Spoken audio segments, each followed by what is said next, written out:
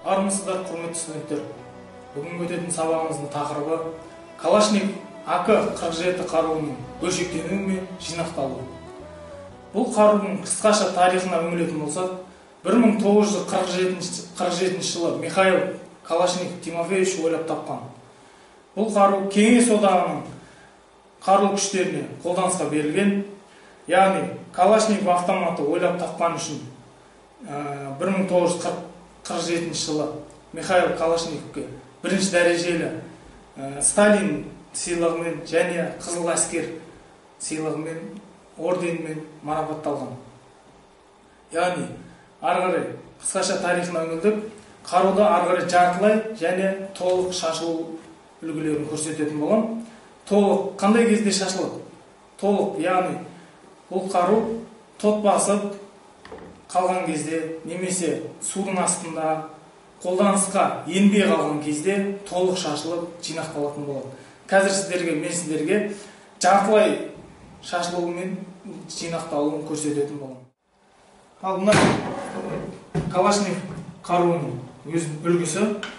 Калашников қаруы жартылай бөлікке шашатын боламыз. 8 бөлікке бөлінеді. Оқ-жаттарды ажыратамыз қарудан. Оқ-жаттарға 30 оқ кететін болады.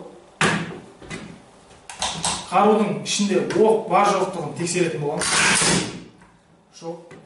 Астыры сөмірді ажыратамыз қарудан. Пенал.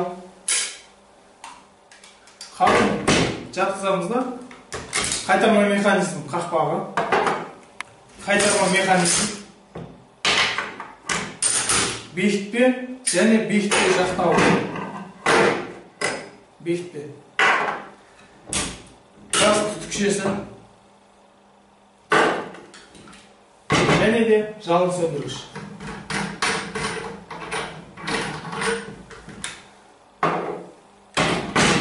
Қару 8 бөлікке шашылды.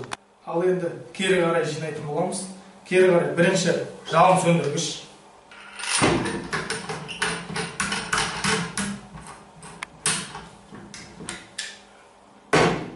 Газ түтікшесін салатын боламыз екінші.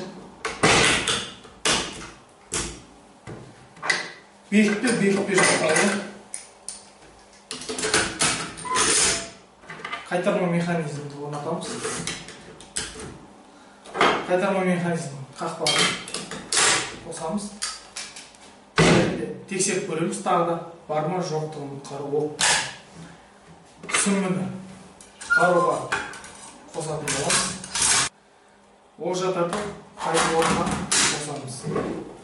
Яғни қару жартылай бөлшектеніп жинақталды. Құрметті студенттер, бүгінгі сабағымыз түсінікті болды деп ойлаймын. Түсінбеген сұрақтарыңыз болатын болса, WhatsApp әлеуметтік желісі арқылы сұрақтарыңыз қойсаңыздар болады. Сіздерге үй тапсырмасына тест АК-47 қаруының бөлшектенуі туралы Smart Nation платформа арқылы үй тапсырмасын жүктеп, кері байланысты күтемін. Сау болыңыздар.